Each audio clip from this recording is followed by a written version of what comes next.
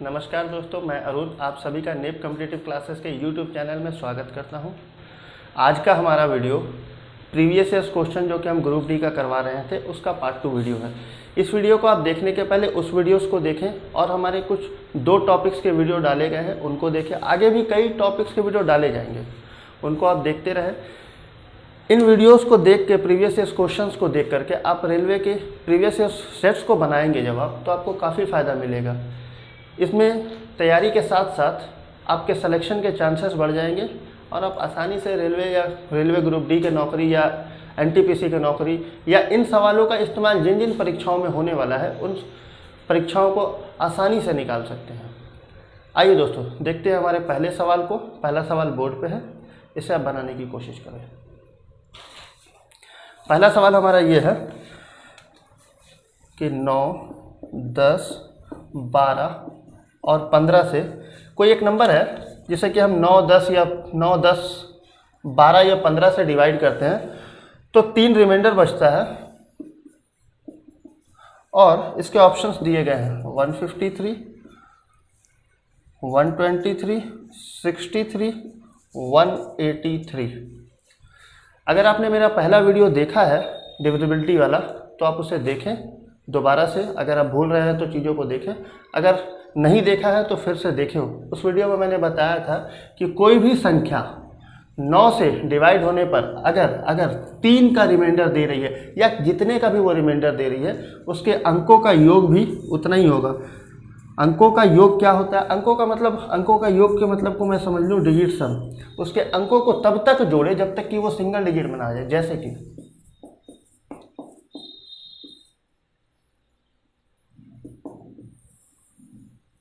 ये संख्या 23,467, इसको अगर मैं जोड़ूं 2 और 3, 5, 4, 9, 9, 6, 15, 15, 7, 22,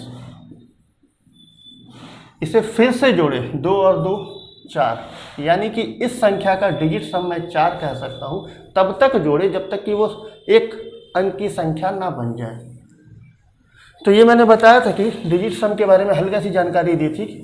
9 से विभाज्य होने वाली वही संख्या होगी जिसके अंकों का योग 9 से भाग लगेगा, पूरी तरीके से डिवाइड होगा। अगर वो नहीं डिवाइड होगा तो जितना उसके अंकों का योग होगा वही रिमाइंडर होगा। इस सवाल में बोला गया है 9 से भाग देने पर 3 बचे, अतः उस संख्या का डिजिट सम 3 होगा। जिस संख्या का डिजिट सम 3 है वो हमारा उत्तर होगा। 1, 5, 6, 3, 9, ये तो 9 से डिविजिबल हो गया, हमें 3 रिमाइंडर चाहिए था। 1, 2, 3, 3, 6, ये भी कैंसिल आउट हो गया। 6, 3, 9, ये भी कैंसिल आउट हो गया। 1, 8, 3, 1, 8, 9, 9 + 3, 12, 12 मीन्स 1 and 2, 1 and 2 = 3, जो कि हमारा आंसर है। आइए दोस्तों, उम्मीद कर रहा हूँ आपको चीज़ें अच्छी लग रही हैं, समझ आ रही हैं। अगले क्वेश्चन की तरफ हम चलते हैं। अगला क्वेश्चन बोर्ड पे है, आप उसे बनाने की कोशिश करें वीडियो को पॉज करके और देखें कितना समय आपको लग रहा है और मेरे मेथड से जो मैं मेथड बता रहा हूँ उस मेथड से आपको कितना समय लग रहा है।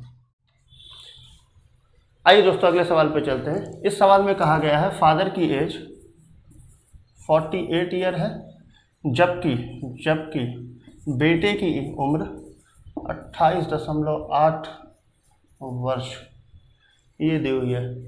इस सवाल में ये कहा गया है पिता अपने पुत्र से कहता है जिस वक्त तुम्हारा जन्म हुआ था, यानी पिता पुत्र से कह रहा है जब तुम्हारा जन्म हुआ था उस वक्त मेरी आयु, यानी कि अगर पुत्र की उम्र 7 वर्ष है, सपोज करता हूँ, इस सवाल से हट के बात कर रहा हूँ, अगर पुत्र की उम्र 7 वर्ष है और पिता की उम्र 40 वर्ष है तो ये कह सकते हैं कि 7 वर्ष पूर्व 7 साल पहले बेटे का जन्म हुआ था तो पिता की आयु 7 साल पहले 33 वर्ष रही होगी। ठीक इसी कॉन्सेप्ट पे हम बात कर रहे हैं। आइए देखते हैं। जब तुम्हारा जन्म हुआ था तो पिता की उम्र 19.2, ये कैसी हुई? इस 48 में से 28.8 को मैंने घटा दिया है, वहाँ से ये 19.2 आया है। तो जो मेरी उम्र थी, ये पिता कह रहा है, जो मेरी उम्र थी वो तुम्हारी वर्तमान उम्र की कितनी गुनी है, यानी कि 28.8 को कितने से गुना किया जाए कि 19.2 आ जाए। इसका हमारा उत्तर दिया गया है 2/3, 1/5, 1/2, 1/3। आप इसे सॉल्व करेंगे तो भी उत्तर आ जाएगा, मगर मेरा ये कहना है कि ज़रा आप गौर करें।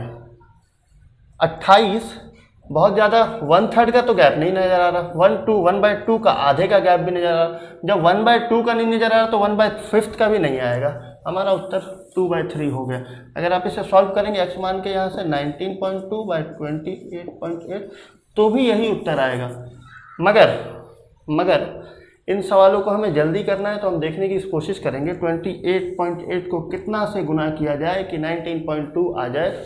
आधा कर दिया जाए, 1/3 कर दिया जाए, 1/5 कर दिया जाए या 2/3 कर दिया जाए।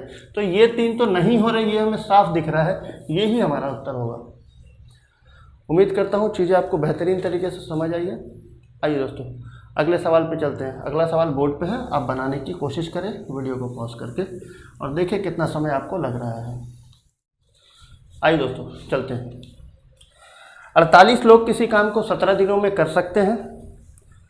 6 दिन काम करने के बाद 4 मजदूर चले जाते हैं, तो बताइए बचे हुए काम को कितने दिनों में समाप्त किया जाएगा। आइए देखते हैं।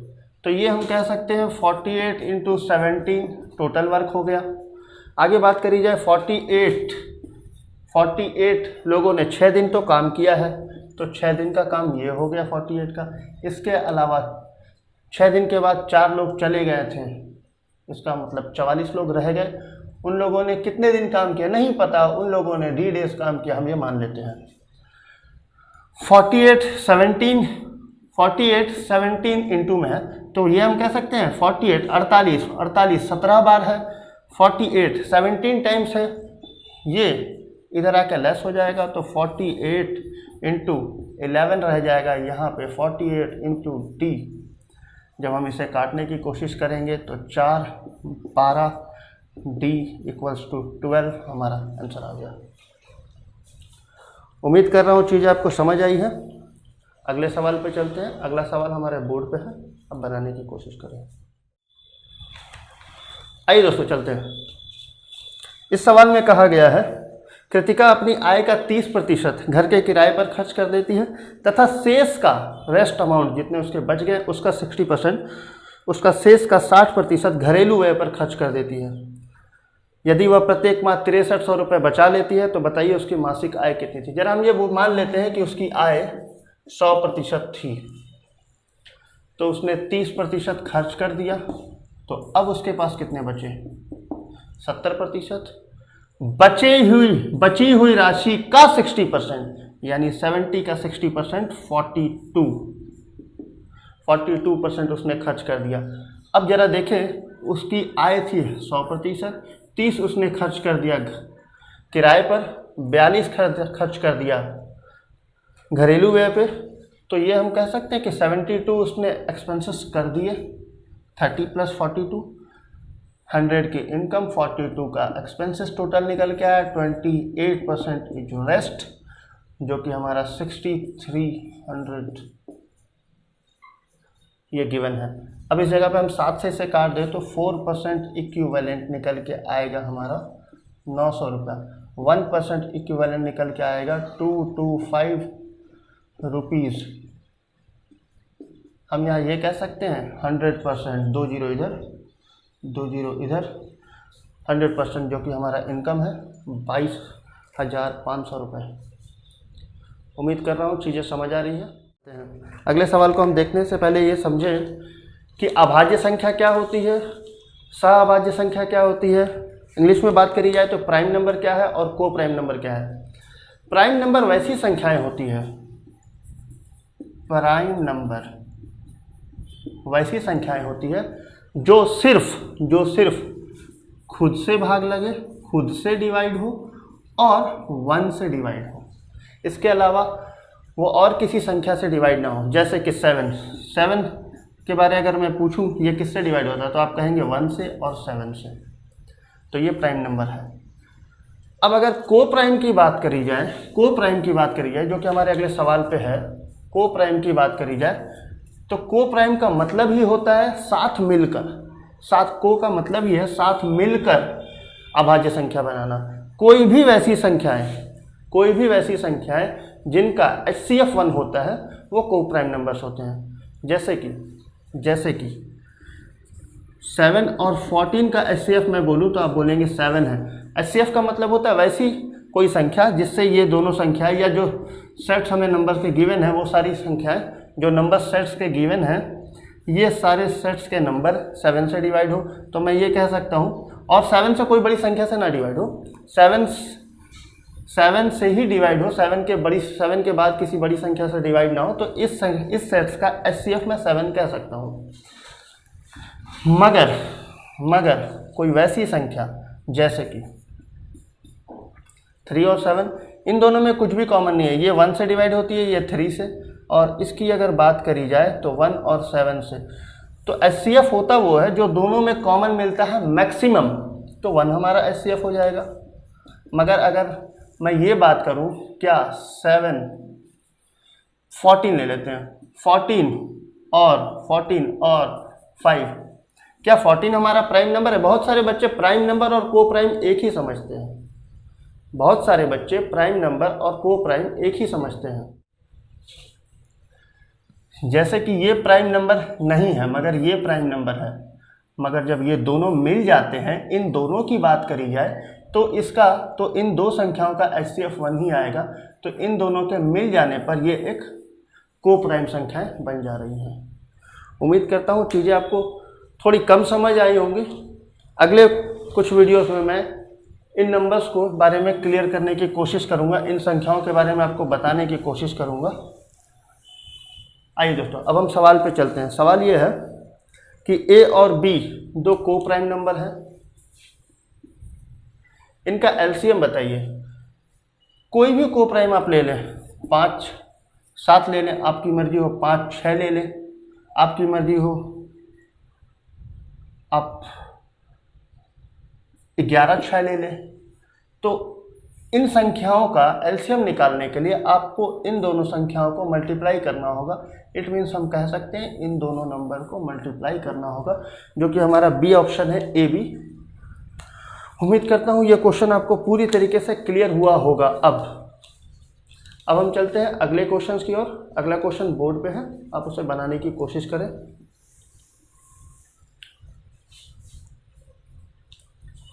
आइए दोस्तों, हम अगले क्वेश्चन की ओर चलते हैं।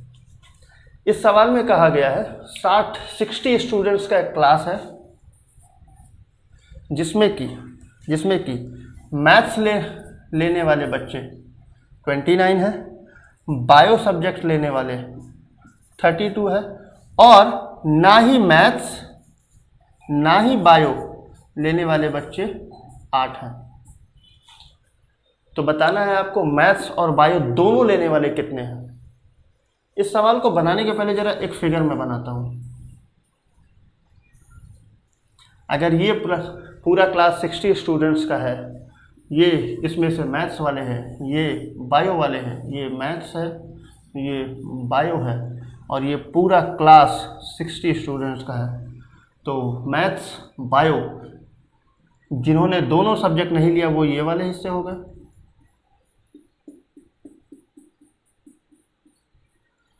जो कि 8 दिया गया है। तो मैं ये कह सकता हूँ ये वाला एरिया यहाँ से यहाँ तक टोटल, यानी मैथ्स प्लस 52 होंगे, 60 माइनस 8। तो जबकि मैथ्स का 29 है और बायो का 32 है, तो दोनों संख्याओं को जोड़ रहे हैं जब हम मैथ्स और बायो का, तो ये एरिया जो है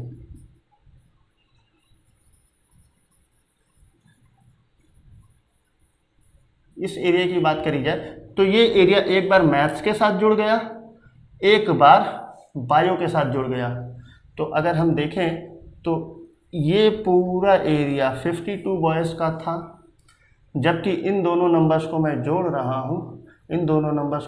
रहा हूँ तो 61 आ रहा है। 61 इसलिए आ रहा है, 52 ना आकर के 61 इसलिए आ रहा है क्योंकि ये वाला एरिया जिसमें कि मैथ्स और बायो दोनों सब्जेक्ट के स्टूडेंट से ये 2 बार काउंट हुआ है।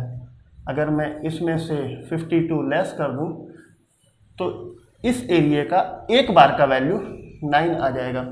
और यही वैल्यू हमसे पूछा गया था हमसे कि मैथ्स और बायो दोनों पढ़ने वाला एरिया यही रहा। हमारा उत्तर 9 है। उम्मीद करता हूँ चीज़ें आपको समझ आ रही है। अगर ये क्वेश्चन ना समझ आया हो, वीडियो को पॉज करके आप ज़रा पीछे करके देखें, चीज़ें आपको समझ आएंगी। अगले सवाल पे हम चलते हैं। अगला सवाल हमारे बोर्ड पे है, आप उसे बनाने की कोशिश करें वीडियो को पॉज करके। आइए दोस्तों, सवाल को पढ़िए और देखिए आपको बनाने में से कितना समय लगा, कैसा सवाल था, कितना हमें देर लगा और इस सवाल को मैं कितने देर में बना दूंगा। आप सभी इस चीज़ को समझ पाएंगे कि हम इस सवालों को कितने देर में बना सकते हैं। आइए दोस्तों अगले सवाल पर चलते हैं। इस सवाल में कहा गया है किसी सामान को अगर 19% के लाभ पे बेचा जाता है तो वो 595 रुपये में बिकता है। अगर उसी सामान को 475 रुपये में बेच दिया जाए, 475 रुपये में बेच दिया जाए तो कितने प्रतिशत का लाभ अथवा हानि होगी। आइए देखते हैं। हम इस सवाल में ये कह सकते हैं कि 100% में सामान खरीदा गया है। वो कितना है हमें नहीं मालूम, मगर जब 19% के लाभ पर, यानी ये कह सकता हूँ कि 119% में बेचा जा रहा है तो कितने में बेचा जा रहा है, 595। मगर हम यहाँ पे ये कह सकते हैं 119% इक्विवेलेंट है 595 रुपीज़ के। ज़रा हम इसे देखें तो ये 5 गुना नज़र आ रहा है, 5 टाइम्स जा रहा है, तो ये भी 5 टाइम्स चले जाएगा। यानी 500 रुपीज़ में वो सामान खरीदा गया है और उसे बेचा जाता है 475 रुपीज़ में। इस सवाल को हम ऐसे भी देख सकते हैं कि ये 5 से डिवाइड हो रहा है, ये भी 5 से डिवाइड हो रहा है, तो ये भी 5 से डिवाइड हो जाएगा। जब हम इसे 5 से डिवाइड करेंगे तो 95% आएगा। 100% में परचेस किया गया था, 95% में सेल किया जा रहा है, 5% का लॉस है, जो कि हमारा उत्तर हो गया। काफ़ी आसान सा सवाल था। इस सवाल को बनाने के लिए लोग काफ़ी परेशान रहते हैं, मगर इन सवालों के लिए आपको ज़रा भी तकलीफ़ नहीं होगी अगर आप मेरे वीडियोस को देखते रहेंगे लगातार। आइए दोस्तों अगले सवाल पे हम चलते हैं। अगले सवाल पे हमें एक समांतर चतुर्भुज के से संबंधित सवाल है। समांतर चतुर्भुज को मैं कह सकता हूँ पैरेललोग्राम।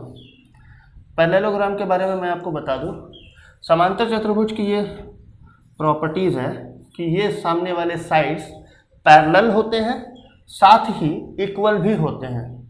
ठीक इसी तरीके से ये साइड और ये साइड भी पैरेलल और इक्वल होते हैं। सामने के एंगल इक्वल्स होते हैं, सामने के एंगल इक्वल्स होते हैं, और जो सामने नहीं है इन दोनों का सम 180 होता है। इनका 180, इनका 180, इनका भी 180, इनका भी 180, मगर सामने के साइड्स बराबर और समांतर होते हैं, साथ ही सामने के कोण भी बराबर होते हैं। खैर इन प्रॉपर्टीज़ को हम ज्योमेट्री को में पढ़ेंगे। जब मैं ज्योमेट्री पढ़ाऊंगा तो उनमें बताऊंगा आपको अच्छे से डिटेल में। फिलहाल अभी हम बात करते हैं समांतर चतुर्भुज के बारे में। समांतर चतुर्भुज में हमें ये कहा गया है, पैरेललोग्राम में ये कहा गया है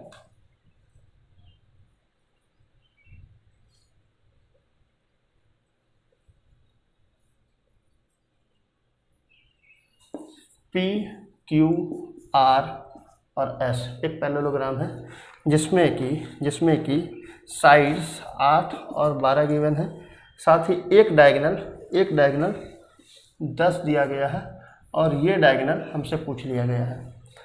तो इन सवालों को समझने के पहले ज़रा मैं आपको बता दूं, इसमें एक फार्मूला लग जाता है। फार्मूला जो लग जाता है वो काफ़ी, कोई जब ज्योमेट्री पढ़ाऊँगा तो मैं आपको बता दूँगा। ये फार्मूला है डायगोनल 1 का स्क्वायर प्लस डायगोनल 2 का स्क्वायर का सम जब हम करते हैं तो हमें मिलता है पहली भुजा का स्क्वायर जोड़ दूसरी भुजा का स्क्वायर का 2 गुना। अब इस जगह पे हम वैल्यू पुट करते हैं तो हमें मिलेगा 10 का स्क्वायर प्लस दूसरे डायगोनल को हम अगर D2 ही रहने दें और इस जगह पे वैल्यू पुट करें 8 का स्क्वायर 64, 12 का स्क्वायर 144, 144 और 64 का सम करेंगे 4 4 8, 6 4 10 2। तो इस जगह पे मैं 208 पुट कर सकता हूँ, 2 से मल्टीप्लाई करके 416। इसे हम उधर लेकर के जाएंगे, D2 का स्क्वायर बराबर 316 आ जाएगा। अब आपका कहना होगा कि सर ये तो उत्तर में इसे है ही नहीं, इसे हम सॉल्व कैसे करेंगे। आइए दोस्तों, जब कभी भी ऐसा हो जाए, जब कभी ये ऐसे उत्तर से शॉर्ट किया जा सकता है। कैसे, मैं आपको बता दूं। अगर ये 324 का मान आता रूट अंडर, तो हम इसे 18 अप्रॉक्स 318 एग्जैक्ट ले लेते हैं। ये 318 से थोड़ा कम है तो 17 पॉइंट समथिंग वाला हमारा उत्तर हो जाएगा, जो कि ऑप्शन में हमें मिल गया है अगले वीडियोस में। मगर इस ऑप्शन में 17.8 भी है और 17.5 भी है, तो हम इसे कैसे सॉल्व करें। तो इसके लिए मैं आपको बता देता हूँ, इसका उत्तर 17.8 होगा। ये कैसे होगा, इसके लिए अगले वीडियोस में मैं बात करूँगा स्क्वायर रूट पर। मगर मैं थोड़ा आपको बता देता हूँ, इसे निकालने के लिए आपको इसके आसपास किसी एक ऐसे नंबर की बात करी जाए जिसका स्क्वायर रूट पॉसिबल है। 316, क्या 316 से पहले कोई एक ऐसी संख्या है जिसका स्क्वायर रूट पॉसिबल है। आप कहेंगे 289। अगर 289 में बात करी जाए तो ये कितना अधिक है, तो आप कहेंगे सर कि ये 27 अधिक है। अगर इधर से बात करी जाए तो 8 का घात है। तो या तो आप इधर से इधर इसका स्क्वायर रूट पे आ जाए, या फिर आप इधर से इसके स्क्वायर रूट में आ जाए। हम इधर से चलते हैं। इसमें ये होगा 324 का स्क्वायर रूट, जितना कम था उसे पुट कर देंगे, और जितना पॉसिबल था इंटू 2, ये सॉल्व कर देंगे। जब हम इसे सॉल्व करेंगे तो 18 माइनस 8 36, इसे हम सॉल्व करें 4 से 2, 4 से काटें 18, तकरीबन ये आ जाएगा 1/9। 11 समथिंग लेस है, 0.11 समथिंग लेस है। इट मीन्स 17.89 के आसपास हमारा उत्तर आ रहा है। 17.89 के आसपास हमारा उत्तर अप्रॉक्स आ रहा है। 17.8 हम इसे ले सकते हैं। आइए दोस्तों, हम अगले सवाल पे चलते हैं। हमारा अगला सवाल है कि आवर्ती दशमलव इसमें से कौन सा होगा। पहला ऑप्शन है 24/60, दूसरा 24/90, तीसरा है हमारा 24/120, तीसरा है आखिरी है 24/30। तो आवर्ती दशमलव के बारे में अगर बात हो रही है तो आवर्ती दशमलव के पहले ये समझ लें कि वैसा कोई भी दशमलव जहाँ दशमलव के बाद अंक रिपीट हो रहे हैं,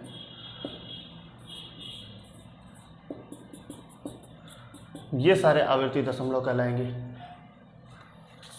आइए देखते हैं।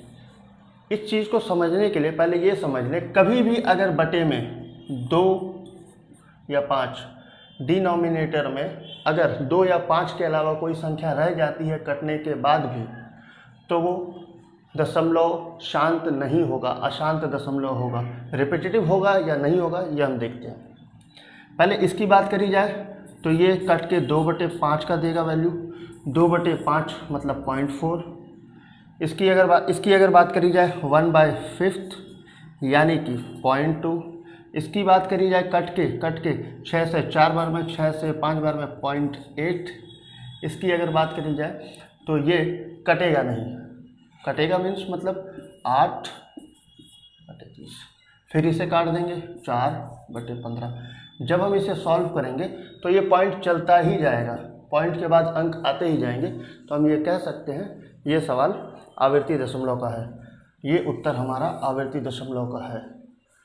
उम्मीद करता हूँ चीज़ें आपको समझ आई है। अगले सवाल पे हम चलते हैं। अगले सवाल बोर्ड पे है, अब वीडियो को पॉज करके बनाने की कोशिश करें।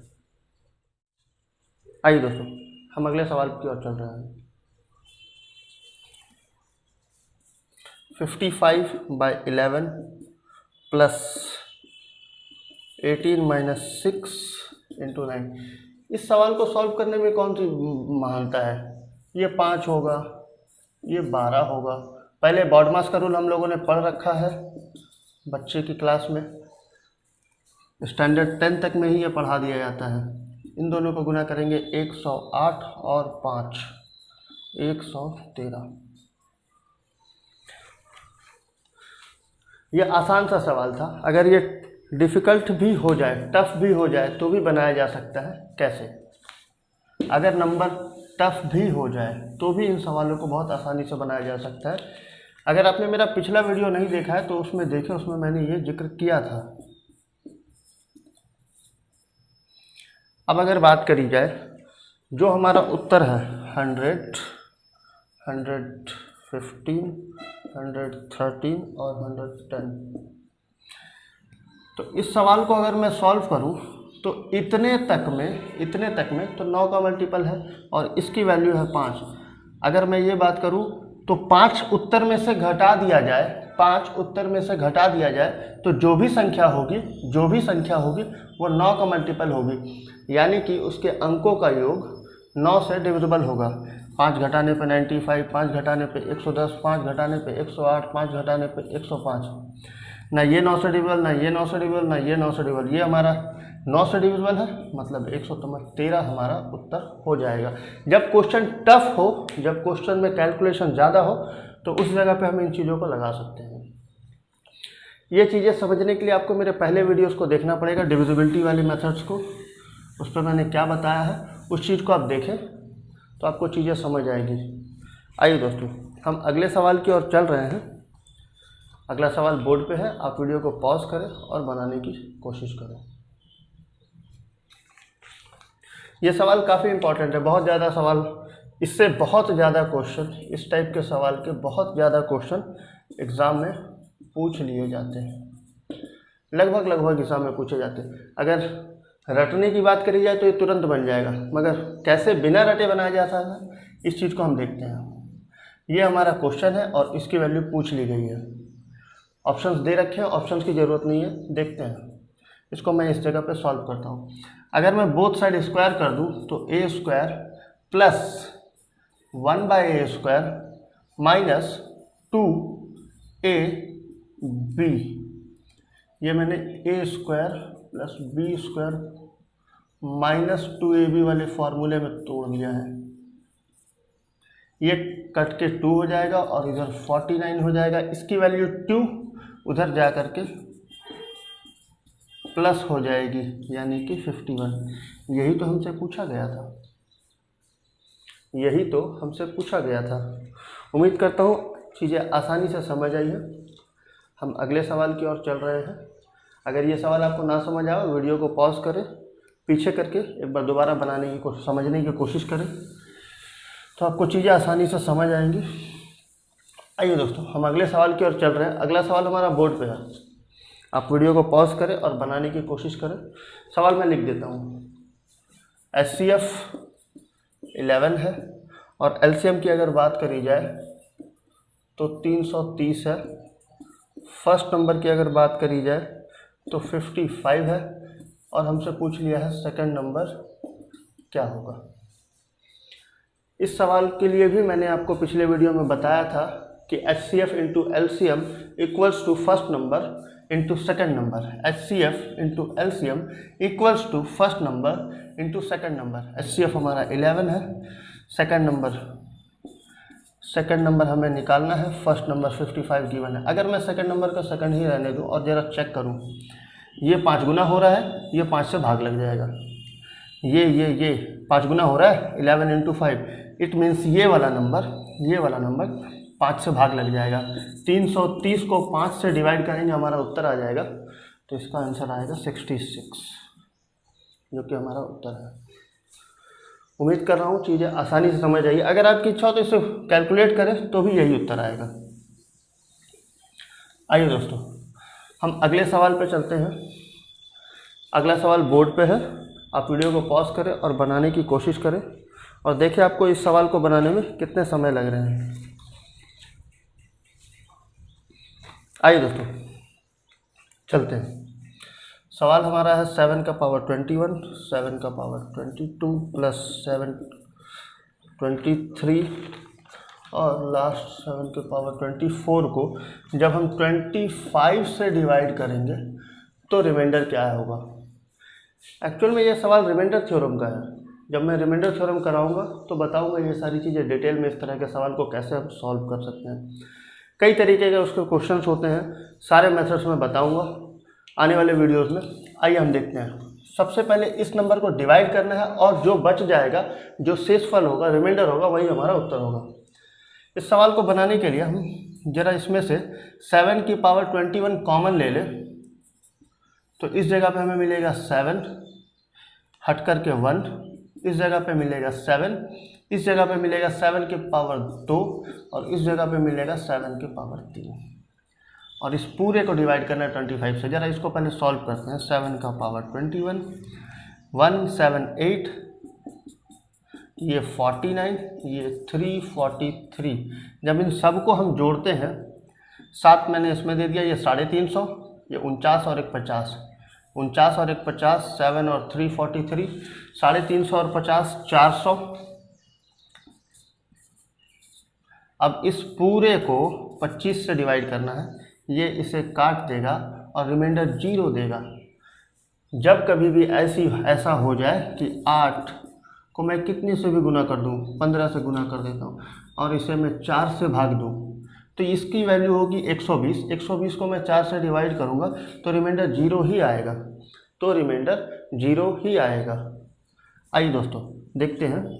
ठीक इसी तरीके से क्यों ऐसा हुआ, क्योंकि जब हम 8 गुने 15 को जब 4 से डिवाइड कर रहे थे तो ये डिवाइड हो रहा था, तो ये 0 दे रहा था पूरा नंबर। ठीक इसी तरीके से जब 25 से मैं ऐसे डिवाइड करूंगा, ये 0 देगा, it means remainder will be 0 and 0 is answer. उम्मीद करता हूँ चीज़ें आपको अच्छे तरीके से और आसान तरीके से समझ आ रही होंगी। अगले क्वेश्चंस की ओर हम चल रहे हैं। अगला क्वेश्चन बोर्ड पे है, आप उसे बनाने की कोशिश करें और समझने की कोशिश करिएगा जब मैं समझाऊंगा।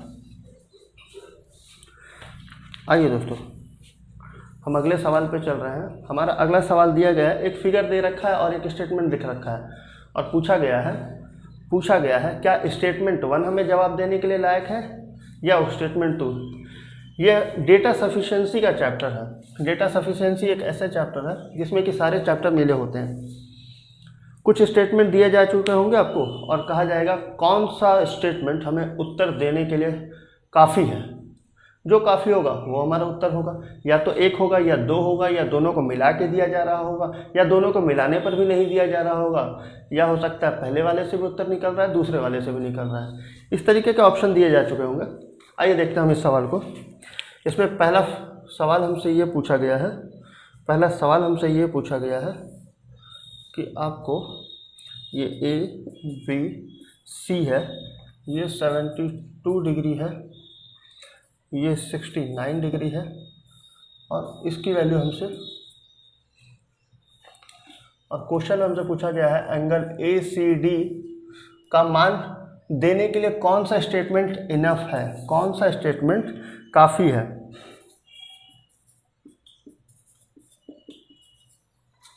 ये स्टेटमेंट 1, स्टेटमेंट 2। एंगल ACD का मान हमें निकालना नहीं है, हमसे ये पूछा गया है कि कौन सा, क्या ये स्टेटमेंट फिगर है, ये दूसरा स्टेटमेंट क्या ये जवाब देने के लिए काबिल है, लायक है, इनफ है कि ये इस फिगर से इसका मान निकाला जा सके। हाँ जी है, क्योंकि हमने पढ़ रखा है इन दोनों का सम ही इस एंगल के इक्वल होगा। इन दोनों का सम ही, बाहर का जो एंगल होता है उसके साथ वाले एंगल को छोड़ दिया जाए ट्रायंगल के, तो अन्य दो जो एंगल होते हैं उनका सम ही होता है। और ACB इस फिगर को ही देखते हैं। ACB का मान 180 माइनस x है, ये तो है ही। आप कोई भी एंगल ले लें, अगर मैं इसको x ले लूँ और इन दोनों का रैखिक युग्म इसका और इसका सम 180 होगा। अगर मैं इसको y मान लूँ तो ये बोल सकता हूँ x प्लस वाई 180 है, y को मैं इधर ले आऊँ 180 माइनस वाई बराबर x, तो इससे वैल्यू कहाँ निकल पाई। इट मीन्स दूसरा स्टेटमेंट हमें उत्तर नहीं दे सकता है, पहला स्टेटमेंट ही हमारा आंसर हो जाएगा। चीज़ें आपको आसानी से समझ आई होंगी। उम्मीद करता हूँ दोस्तों आप इस सेट को अच्छे तरीके से समझ पाए होंगे। हम अगले वीडियो में मिलेंगे अगले सेट्स के साथ। Thank you.